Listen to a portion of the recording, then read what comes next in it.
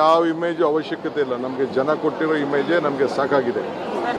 ಇವತ್ತು ಜನ ಏನು ಯುವಕರು ಯಾವ ರೀತಿ ಪ್ರೀತಿಯಿಂದ ಅಭಿಮಾನದಿಂದ ಆಚರಣೆ ಮಾಡಬೇಕು ಅಂತ ಬಯಸಿದ್ರು, ಇವರೇನೇನು ಟ್ವೀಟ್ ಮಾಡಿದ್ರು, ಜನತಾದಳದವ್ರು ಏನು ಟ್ವೀಟ್ ಮಾಡಿದ್ರು, BJP ಏನು ಟ್ವೀಟ್ ಮಾಡಿದ್ರು, ಯಾರು ಏನೇನು ಟ್ವೀಟ್ ಮಾಡಿದ್ರು ಎಲ್ಲ ಬಿಚ್ಚಿ ತೆಗೀರಿ. ಅವರೆಲ್ಲ ಯಾರು ಏನೇನು ಮಾತಾಡಿದ್ರು ಅಂತ ಎಲ್ಲ ನಮ್ಮ ಹತ್ರ ಇದೆ ದಾಖಲೆ. ಹೆಣದ ಮೇಲೆ ರಾಜಕಾರಣ ಅವ್ರು ಮಾಡ್ತಾ ಇದ್ದಾರೆ, ನಾವು ಹೆಣದ ಮೇಲೆ ರಾಜಕಾರಣ ಮಾಡ್ತಾಯಿಲ್ಲ. ನಮಗೆ ಸಿನ್ಸಿಯಾರಿಟಿ ಇದೆ.